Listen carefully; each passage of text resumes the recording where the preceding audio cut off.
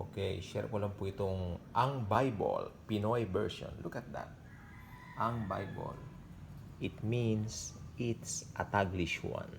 Tagalog-English Bible. So napakaganda po ng Ang Bible. Dumating na po kanina. I ordered this sa Shopee. Meron na po akong ganito yung Pinoy version ng New Testament. Pero ito, sobrang ganda. Look at that. Taglish siya. Taglish. Oh. I don't think if I still have enough memory for my phone dito sa telepono ko, pero sabi ko pakita ko na lang po sa inyo to. Ayan. Ito siya 2023 oh. Ganda na po So yan. Ano nga ba ang Pinoy version? I will read this. Siyempre ganado tayo. Malaman natin ano nga ba ang Pinoy version. Bakit siya naging controversial noong mga unang nilabas ito, noong New Testament pala, mga taong 2018. Ganda mga tulong sa Bible. Yan.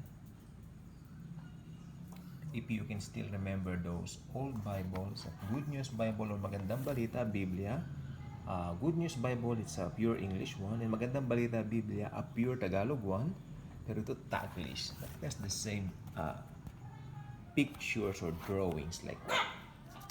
Okay?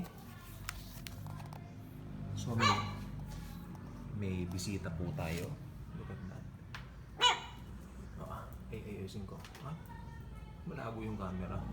Tignan na lang po ninyo. Ayun siya. Ayun siya. Oh. May bisita po tayo. Si Bruno. Ayan. So, ayan.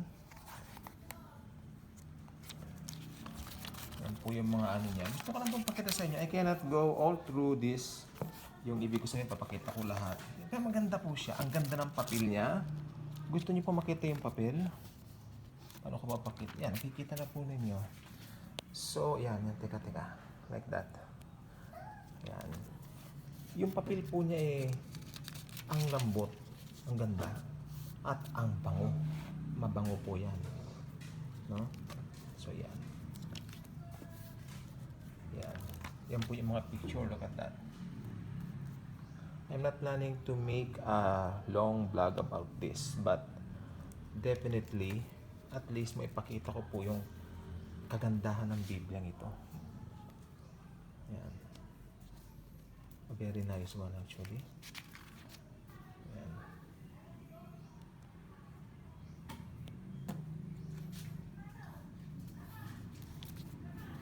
So, Isaiah. Ang wordings po na ginamit po nila sa headings, English. Pero yung mga content Tagalog, ayun po ang observe ko kanina ko pa tinitingnan Dumating po ito parang Shopee, nagkakahalaga lang po ng, pakinig mabuti, 235 pesos. Would you believe that? A treasure sa halagang 235. Nalibang kasi akong nagbabasa nito. Pero ito pong gusto ko sabihin, hindi ko po ito ginagamit sa devotion ko. Sapagkat sa devotion ko, I'd rather use my either NIV or my ESV, no? NKJV or NASB. Yan, yung apat na yan. NLT, yan, limang yan ang aking salit-salit sa devotion. Devotion, no?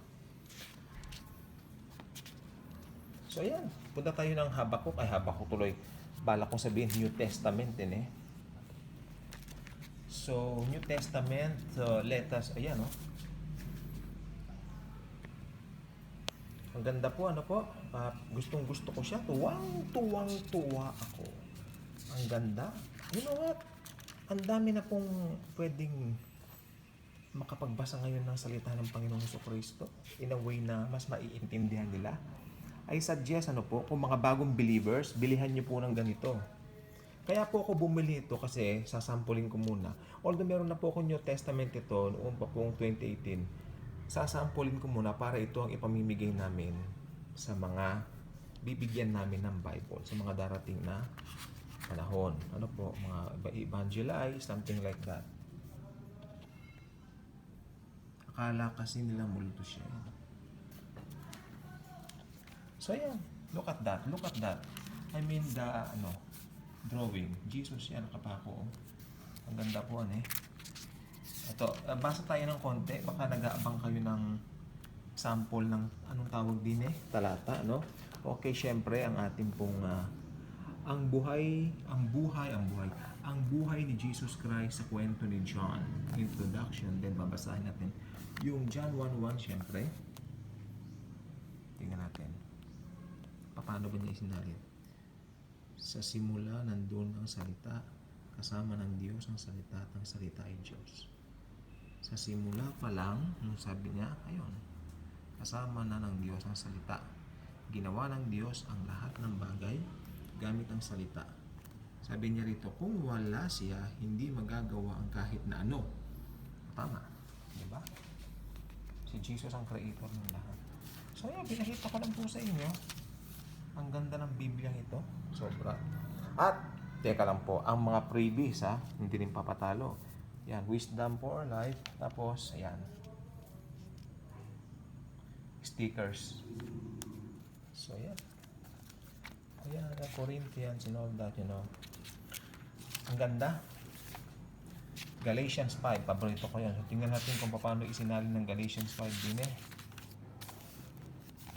Sabi, malaya na tayo, pinalaya tayo ni Christ. Kaya maging matatag kayo at huwag niyong hayaang maging alipin ulit kayo. I love that. Look at the illustration. The same drawing as the old Bibles of Good News Bible in Magandang Balita Biblia.